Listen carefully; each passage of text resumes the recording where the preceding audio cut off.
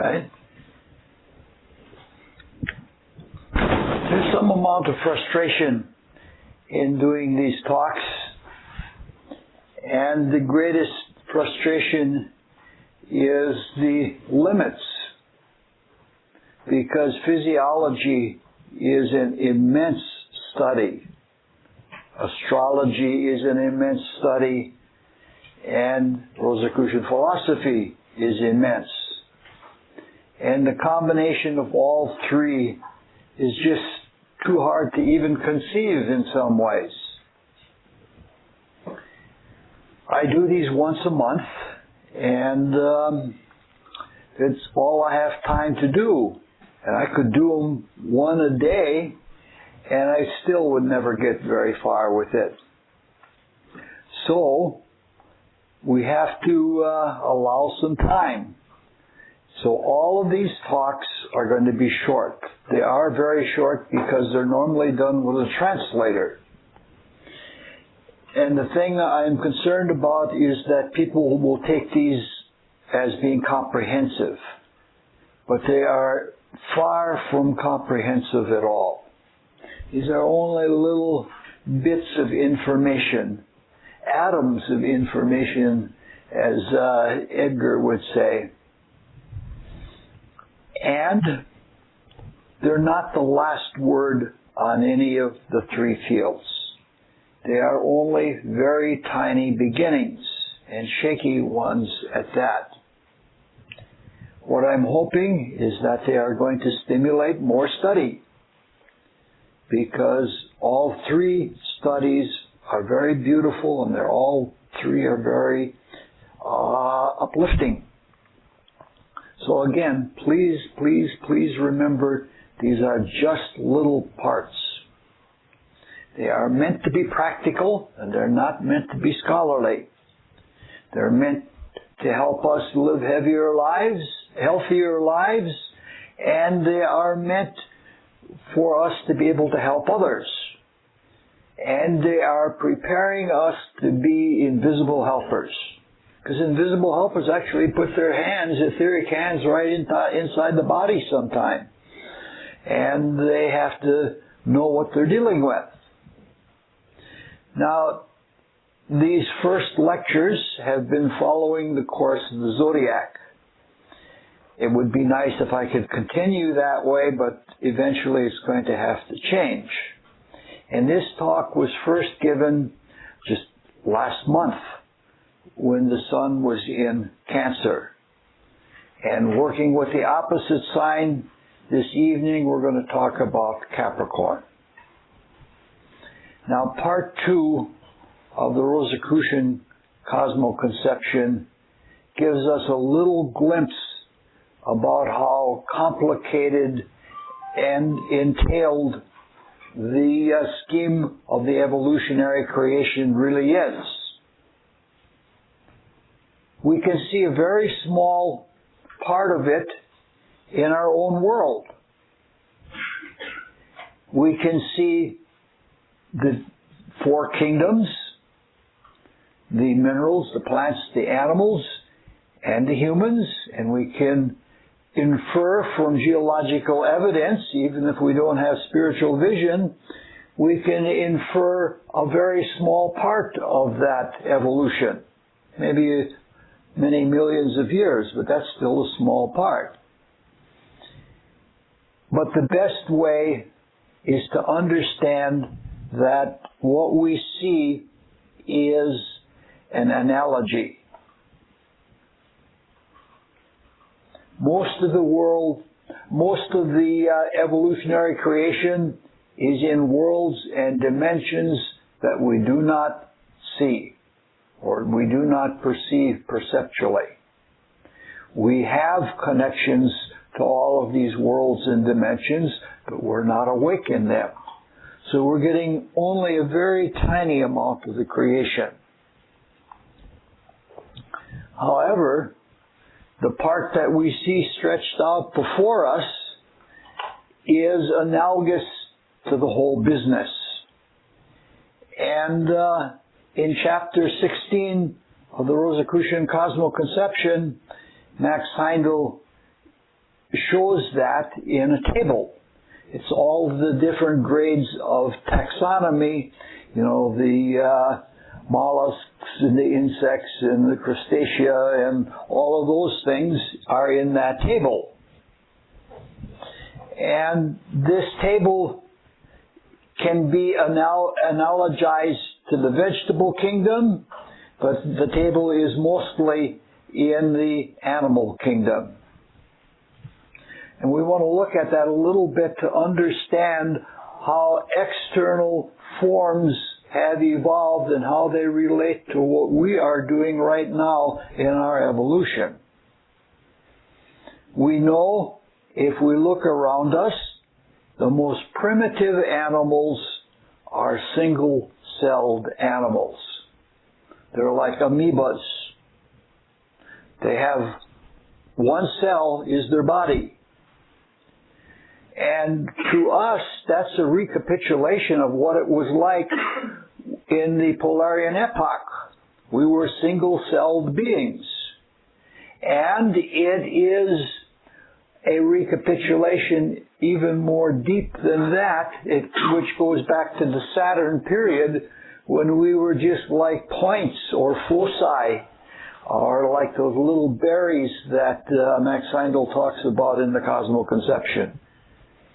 Now, in single-cell organisms, there is no specialization. The whole body is the digestive system.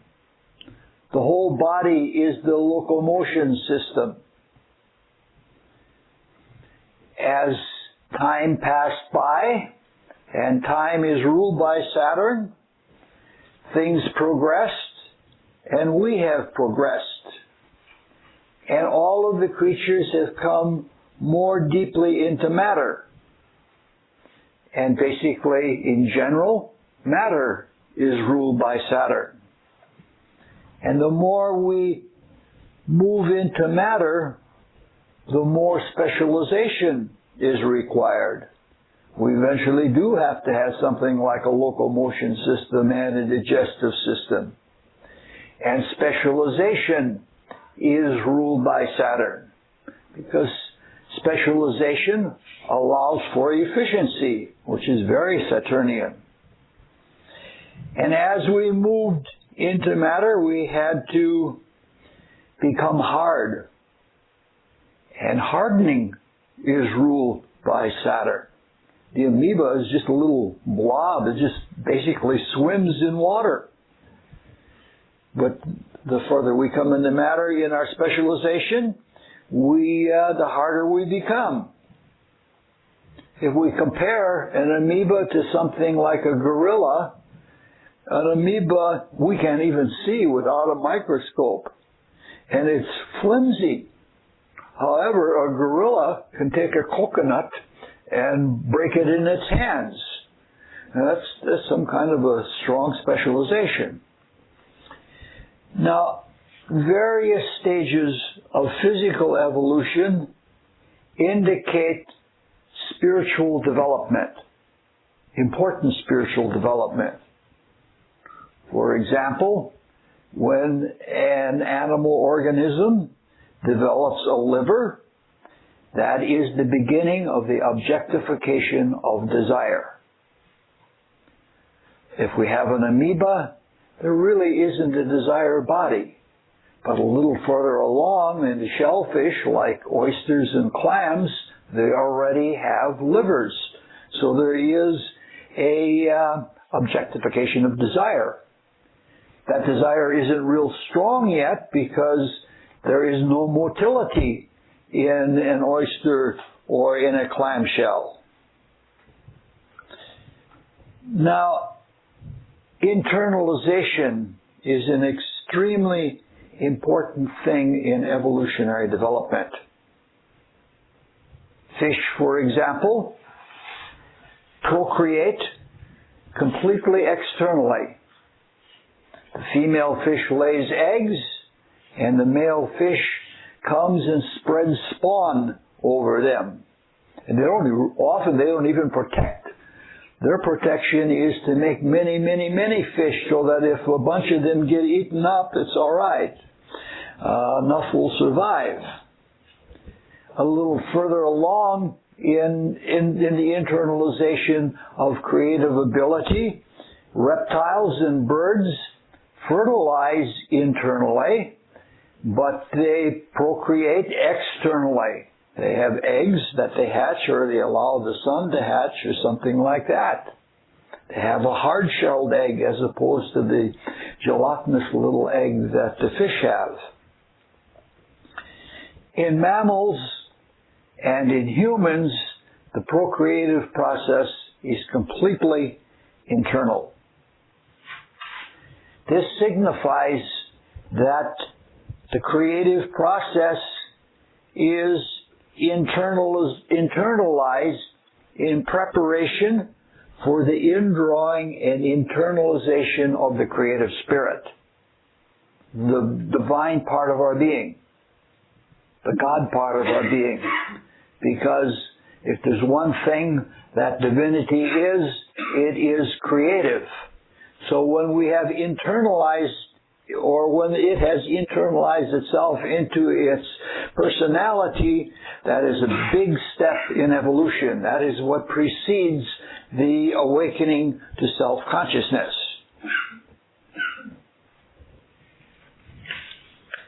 Humans, of all the creatures we see, have gone the furthest with that.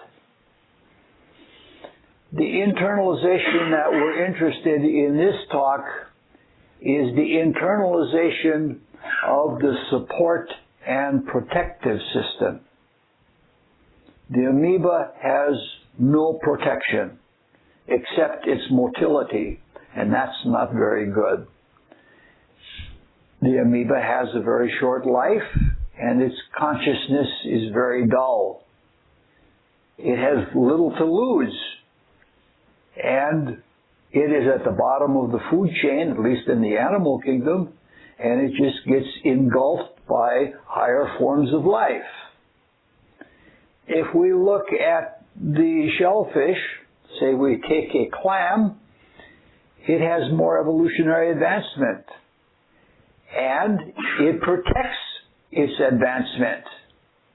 It protects it with a hard shell, but it isn't far enough along yet to have motility.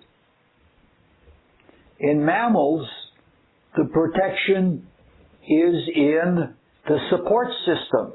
It's in the skeleton, which allows us to run, to flee. By leverage, we can get away. In humans, motility is also in the skeleton, which is part of its protection. Now, creatures are evolving. The spirit is still coming into its bodies. Creators are evolving. They are already internal, and they are giving out in creative ways. They're creative givers. We as human beings are between the creatures and the creators. To some extent, we are receivers. We still need to take in. And the creators are, we give out. So we are both receivers and givers. Now, if we receive from without, we're vulnerable. The animals are vulnerable to their group spirit almost entirely. And since we are also receivers, we are vulnerable. We are especially vulnerable because we are so imperfect and we are sinful, and we attract ourselves to things as if to punish ourselves. So, for these reasons, we need to protect ourselves. When we become complete creators, our entire activity will be giving. Our strength and our security will come from within. All we will be doing is lovingly giving to the things that require our protection or that require our creative abilities. So for now, we protect our vital parts. The head is protected by the skull or the brain, which is very, very fragile.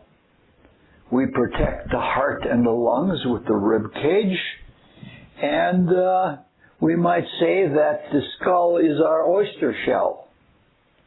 The rib cage has the clavicle, the sternum, and the ribs, and they protect the heart and lungs. And the pelvic girdle is what protects the abdominal organs.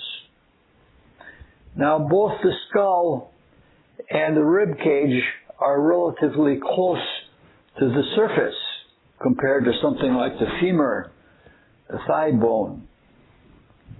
Now, if we look at a baby, we see that its bones are soft and even rubbery.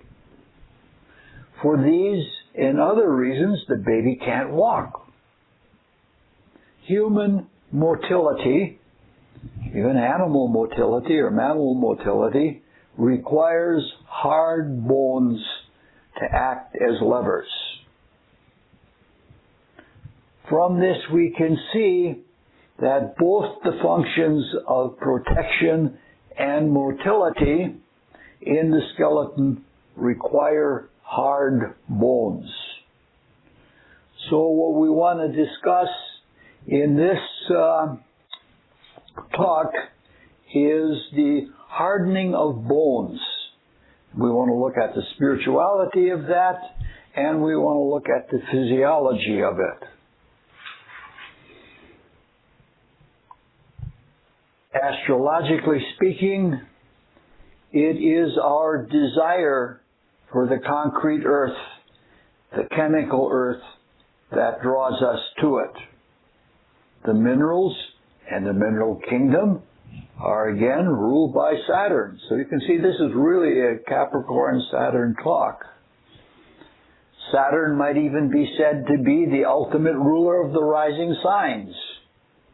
It's the last of the earth signs. It is the last earth sign. Bedrock is ruled by Taurus. Dust and sand and things like that is ruled by Virgo. But the efficient, usable earth, like soil or like crystals, is ruled by Capricorn. Now, the entire involutionary half of the evolutionary creation is commenced in the Saturn period. And our dense physical bodies, which are now reaching their height in development, has developed from that very Saturnine beginning. Now this desire or this longing for a new experience that is found in dense matter is because the new things that are coming into divinity are coming out of potential. They're coming out of the absolute, the unknown absolute. And the divinity projects itself into the unknown, and it works with potential. And it hardens that potential, and that is the mineral kingdom. And gradually, the spirit materializes and gives itself to the unknown.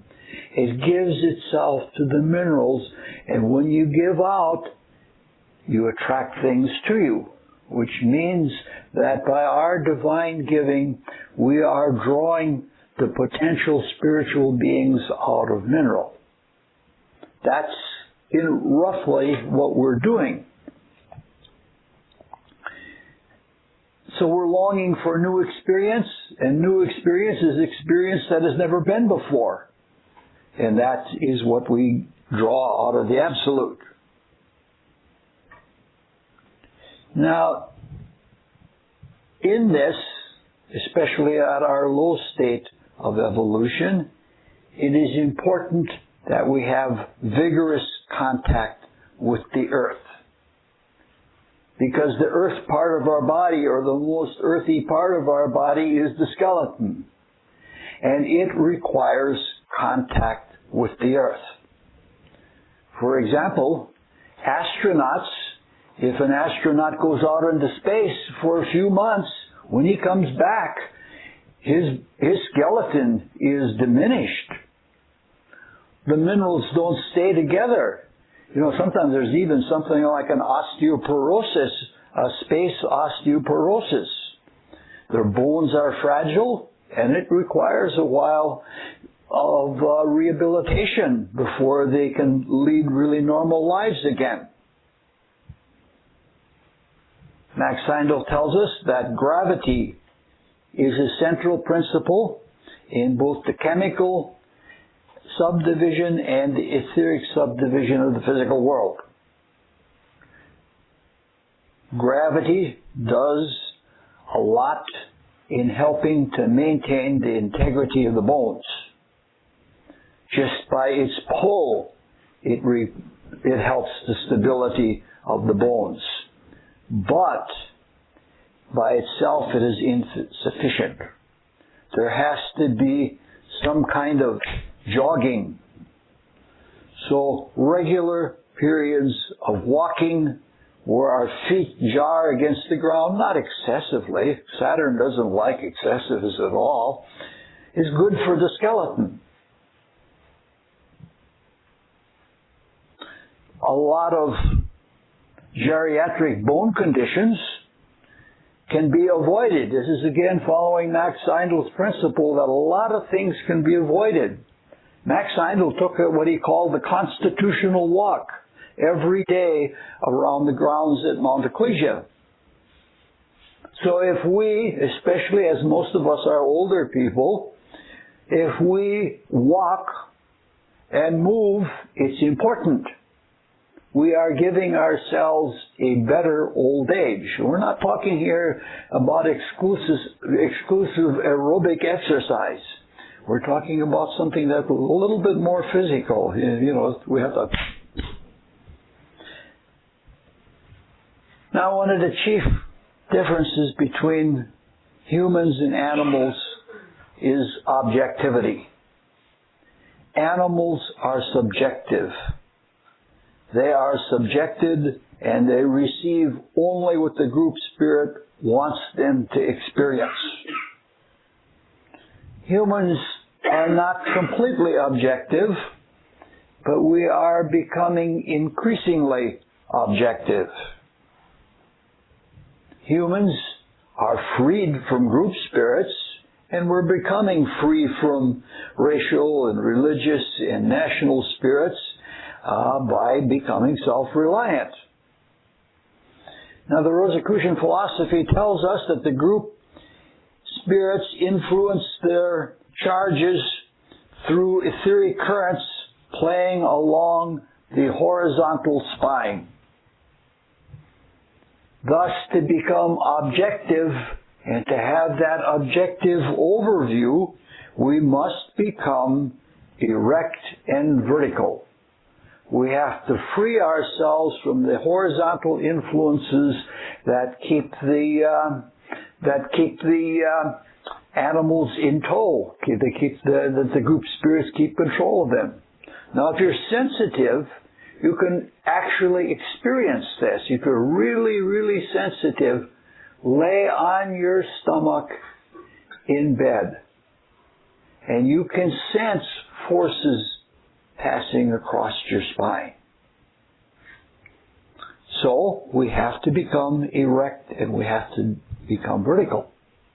In order to do this, we have to have strong, hard bones, and we have to have a skeletal structure that is suitable for upright living. And there is a spiritual characteristic that goes along with this. And it's even right in our language. If we say of someone that they are morally and ethically objective, we say they are upright people. And that goes right to the very core of what we're trying to talk about.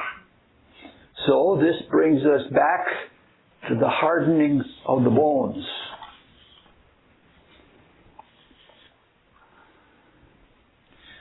Now we go to one of those statements. I try to almost every third lecture talk about this principle because it is one of the most important principles of the cosmic conception, of the whole Rosicrucian philosophy. We all want to become more conscious. We want to be more awake. And this all-important statement from Max Heindel is, all consciousness is a result of the struggle between the desire body and the vital body. All consciousness is a result of the struggle between the desire body and the vital body.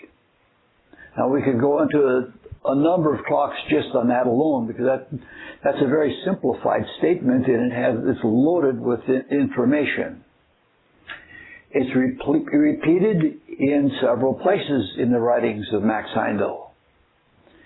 So when somebody is as wise and as great as Max Heindel is, repeats something and re-repeats it, it's probably a good idea to listen and take heed because it is important. The desire body and the vital body are struggling for control of the dense physical body, the chemical body. The dense physical body is the prize because it is only here that we can have objective waking consciousness and do things. The vital body wants to keep living here. The desire body wants to keep experiencing and pushing things, doing things here.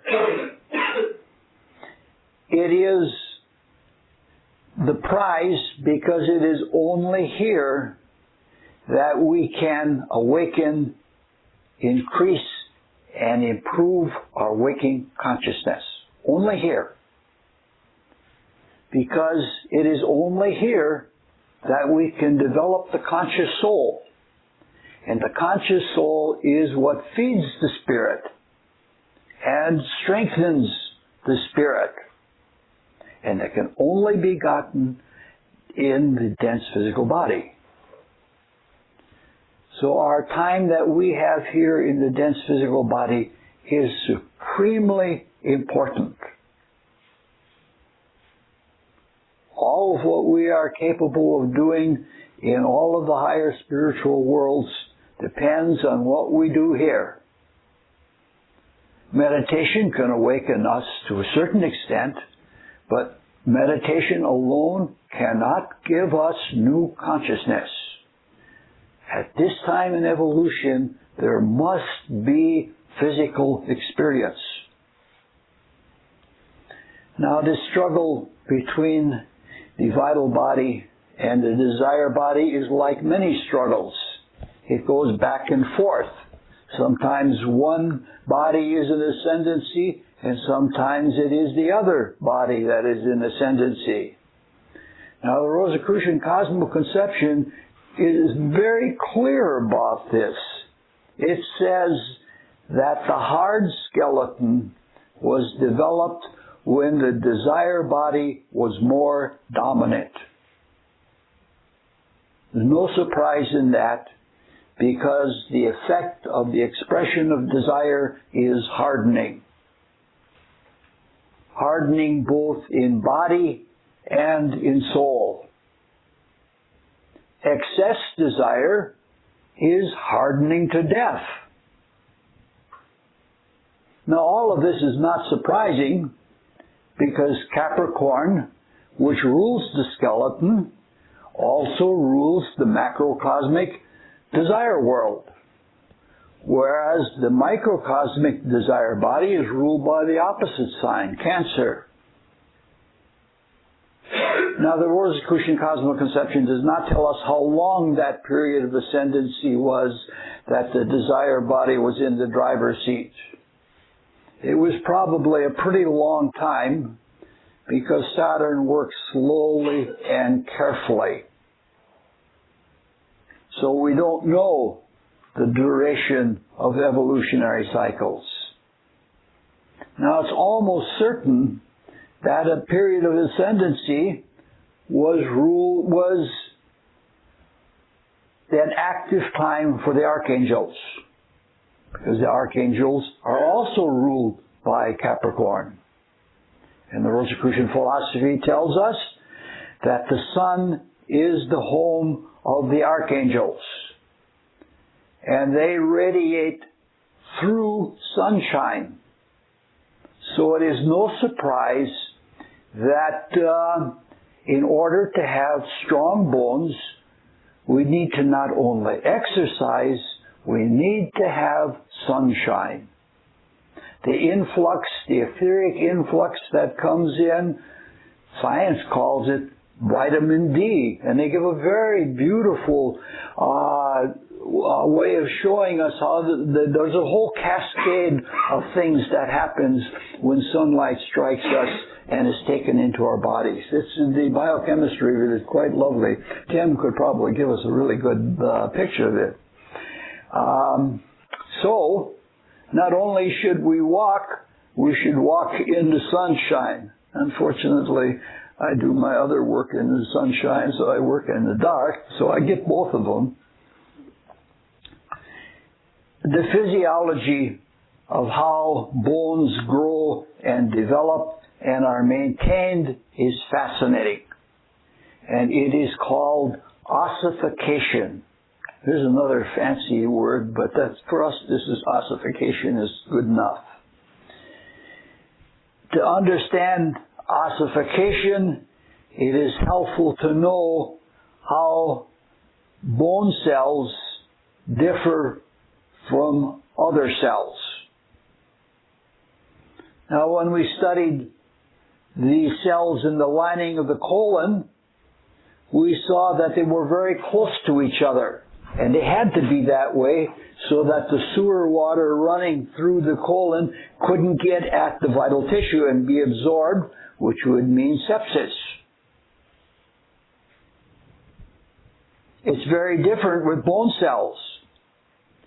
Bone cells are some of the most widely spread cells from each other. Very widely separated.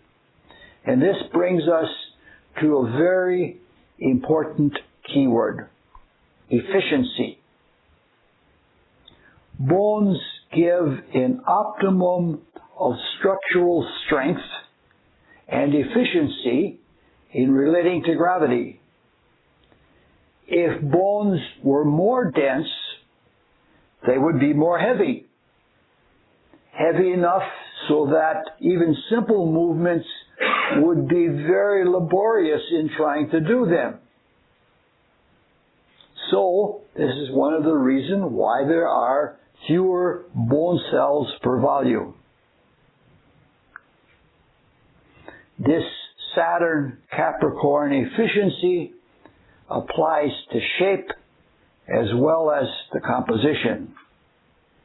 The long bones, for example, are not just rods, because if they were rods, they would have to be much larger and heavier than they are now.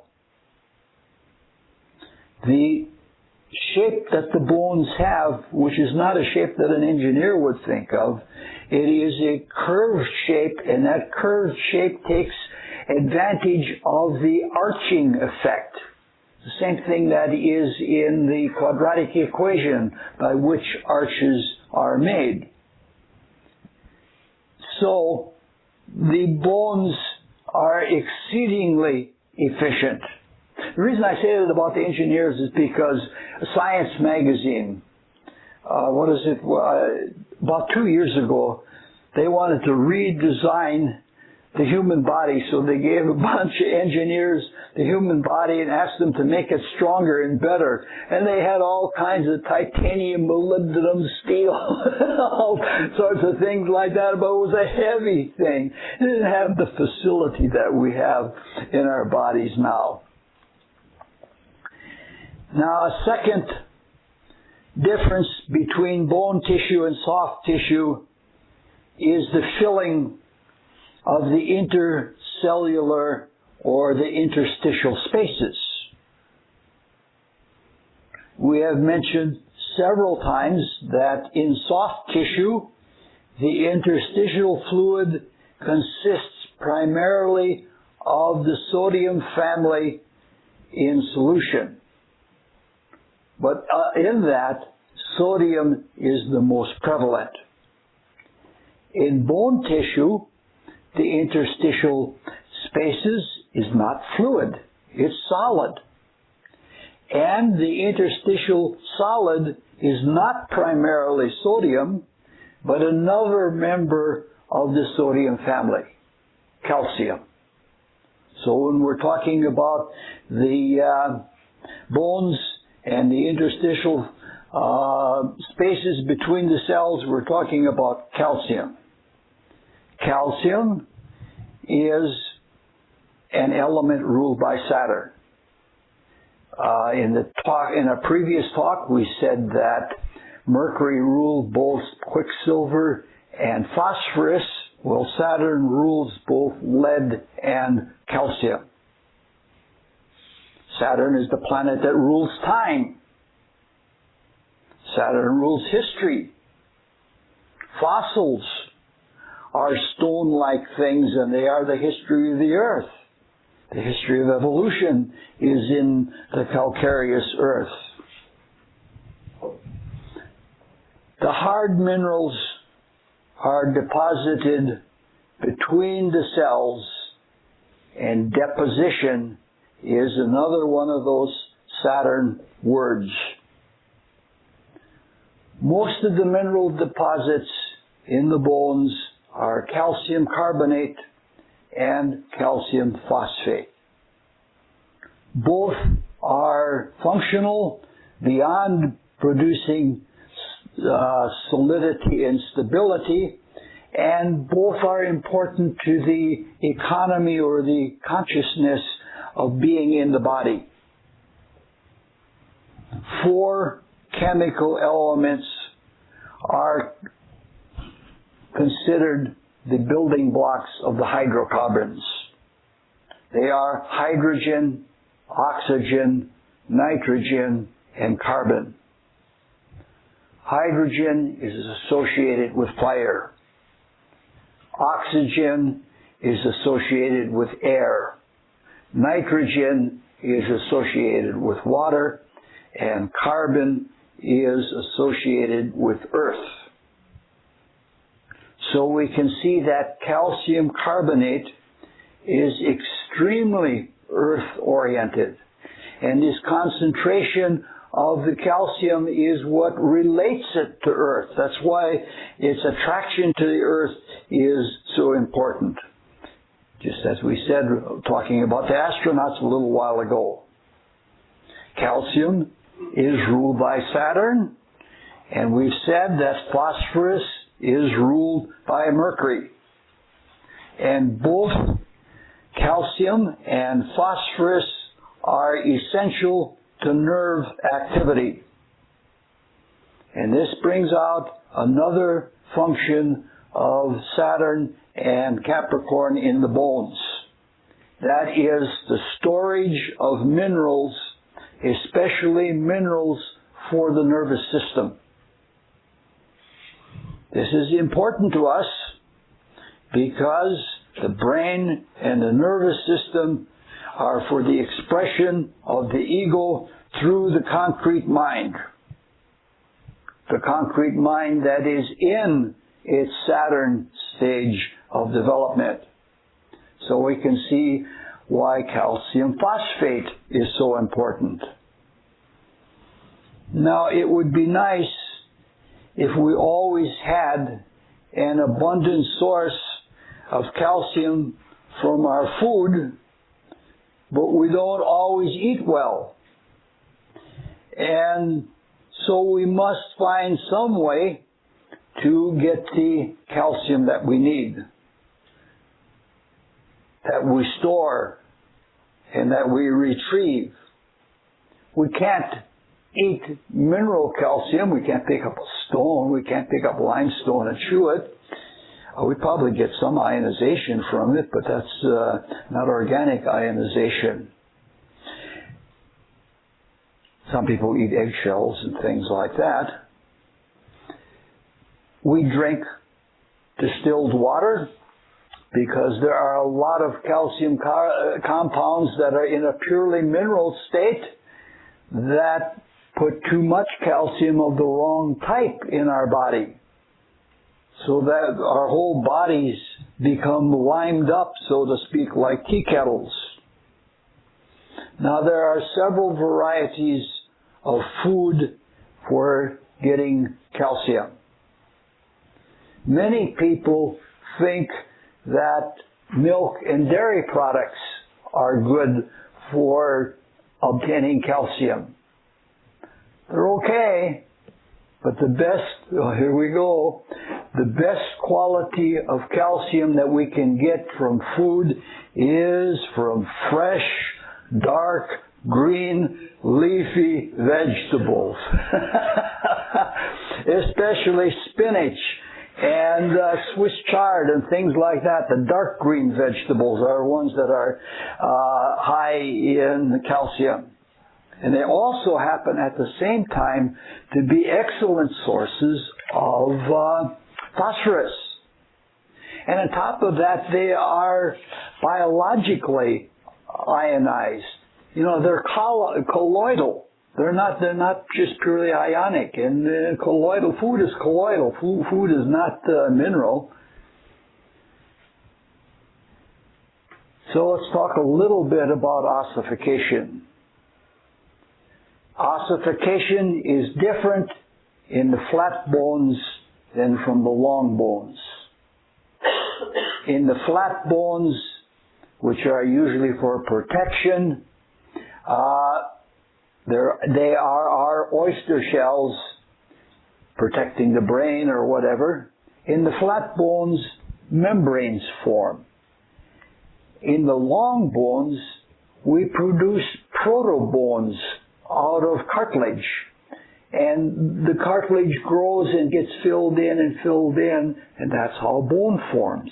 And quite a bit of the formation of bone takes place after birth, which is why babies' heads are soft and why babies have rubbery legs and things like that.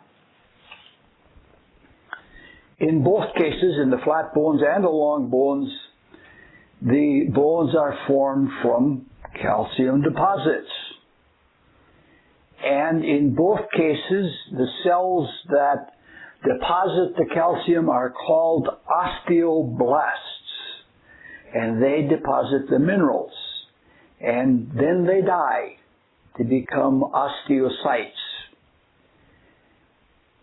But bone cells also break down. And they break down by means of osteoclasts. This is something that there are neuroblasts and neuroclasts. Cells that build are always blasts, and cells that break down are always clasts. That's in a poor man's physiology, which is what this is, that's the case. Now, this is a process that is active throughout life. Throughout your entire life, if you're lucky, you're breaking your bones down and you're rebuilding them. And when that happens, the internal structure of the dense physical body changes throughout life. In part, this is why the shape of older people is different from the shape of younger people, not exclusively. And it is because of this that archaeologists can tell how old a skeleton was when the individual died.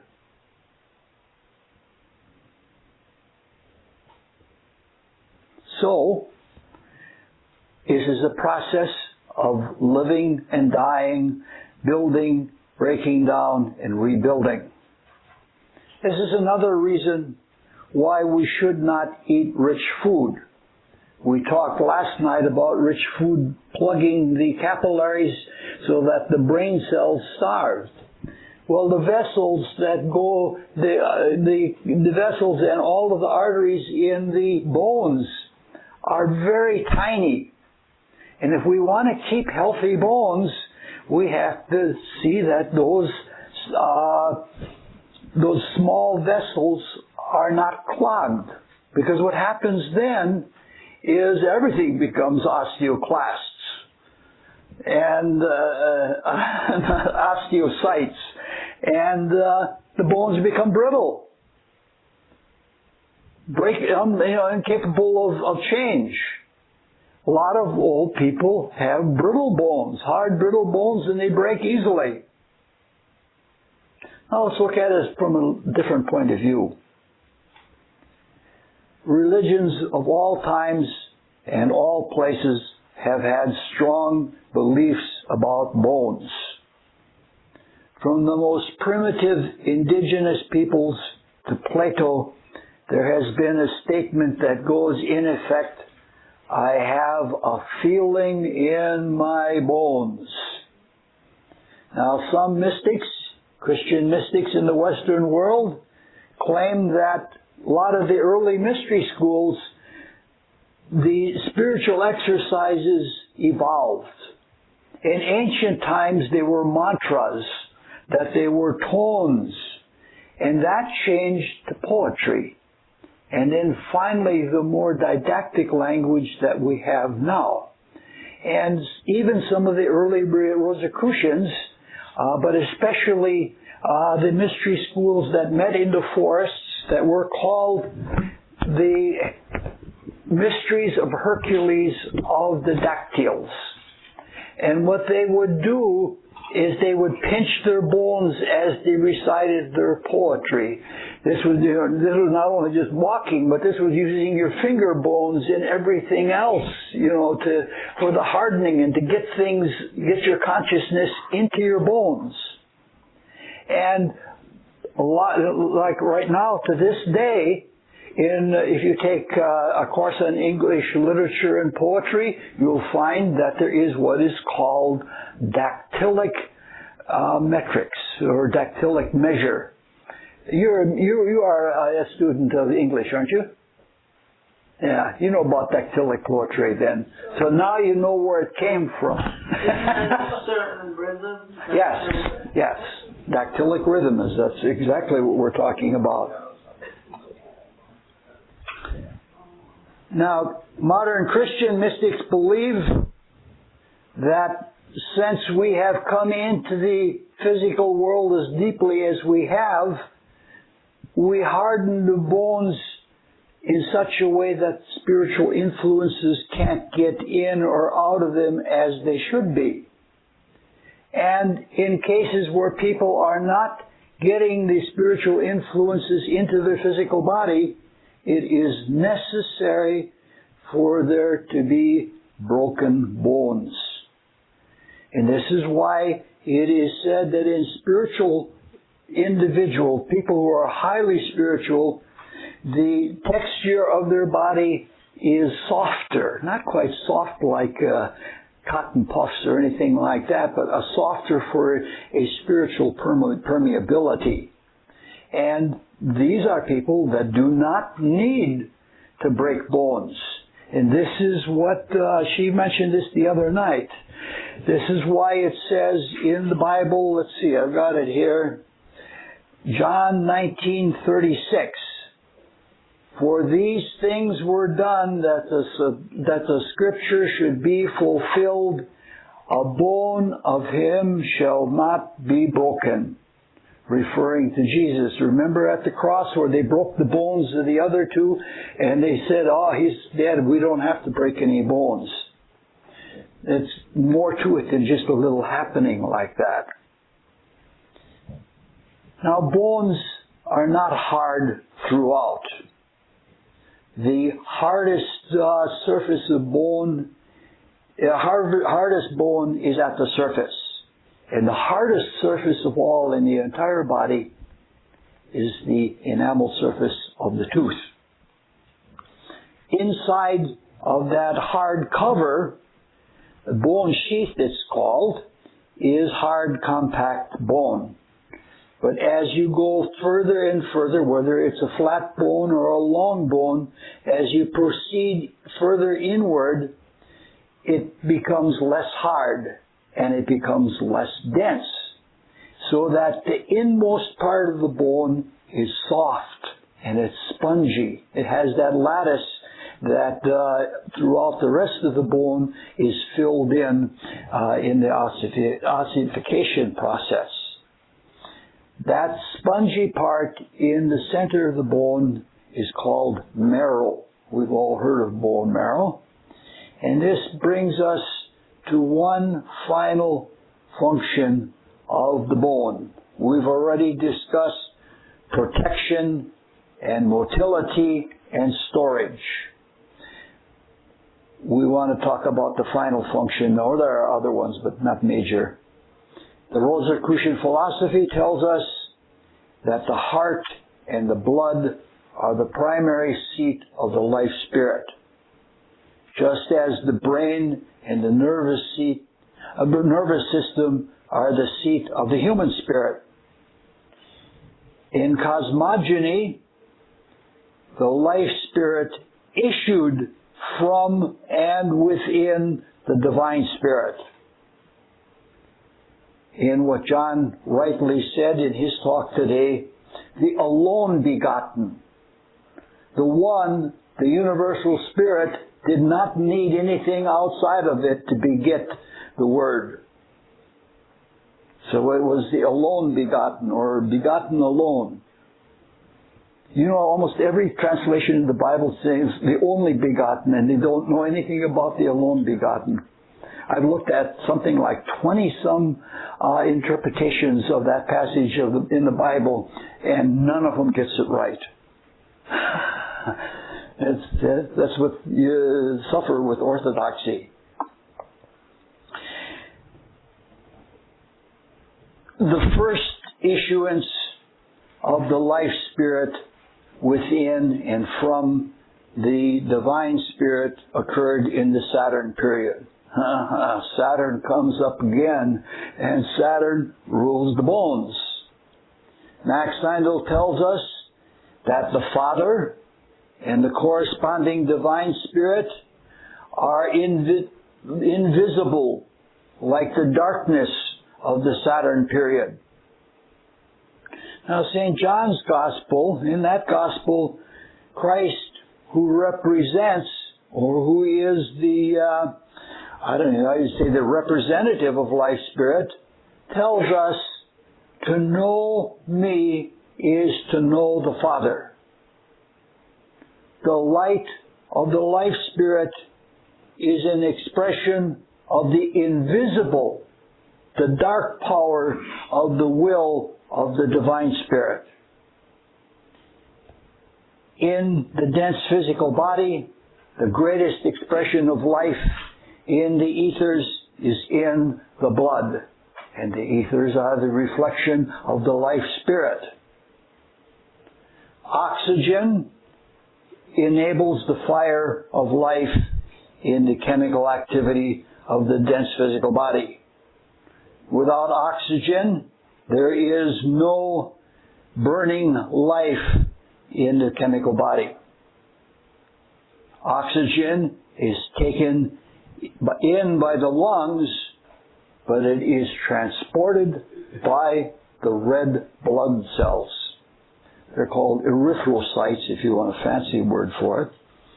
And the red blood cells live and die like every other cell in the body. A red blood cell lives about 120 days, and then it dies, and most of its components are recycled. The red blood cells are highly recycled. Now, this is a busy activity, and I'm going to tell you a statement that I've known this for years now, for maybe 15, 20 years, but it still amazes me every time. We produce, on the average, 2.5 million red blood cells per second. Now, even while you're just sitting in your chairs, in the time that I've said this sentence, you've probably made 10 million red blood cells. That is phenomenal. You know, this is why what we do with our consciousness is fine. And our waking consciousness, we love it and we try to expand it. But the greater part of our being is unconscious. And that unconscious part of ourselves, we're going to wake up to it someday, is doing all these things such that if we're in a coma and lay there for months, in the process, every second making 2.5 million cells, there is experience for the spirit. It's not the same kind of experience as when we're awake and aware, but there still is experience. The red blood cells are produced in the marrow of the bones, most notably in the red marrow and not the yellow marrow. So what do we have? We have the representative of the life spirit being produced in the representative of the divine spirit. The blood, the red blood, the lively blood is produced in the bone. So this is why this process, you might say the blood is our life. And our life is a consequence of those bones that just seem to be standing there. Just like the Father seems to be static and the life spirit is live. This is really important stuff, so it's not surprising that Plato and everybody else says that the bones are so exceedingly important. And the blood is the source of intuition. Earl Cooper said yesterday about the intuitions that come in the heart, which is not surprising. That's where all the blood is, and that's the center of the life spirit, and that's where you would expect there to be intuitions. So, we can say that the means for the chemical fire of life in the dense physical body is produced deep within the Saturn-ruled bones in a manner that is analogous to the way that the life spirit is produced in and from the divine spirit in the Saturn period. So those seemingly inert bones have profound importance. This is about as far as we're going to go. There's undoubtedly much, much more that could be said, but this is enough for now. At another time, I hope I can continue on with these things. At another time, I'd like to return to the bones. But for now, we'll close with the Rosicrucian student's prayer. O God, increase our love for Thee, so that we may serve Thee better from day to day. Let the words of our mouths and the meditation of our hearts be acceptable in Thy sight, O Lord, our strength and our Redeemer. Any questions? Yes. Did magnesium ever come up? Because I was told that you need magnesium to digest calcium. But is the calcium made? Yeah, but that's a question for the digestion. When we get to the other side, when we start talking about Cancer rather than Capricorn, we'll get to things like that. Well, it's just about time for me to go and jog my bones. Yes. What is the subject for tomorrow? Tomorrow we're going to talk about the endocrine system. Oh, that's Yes.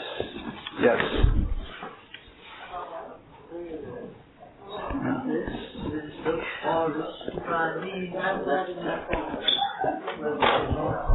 Long developed.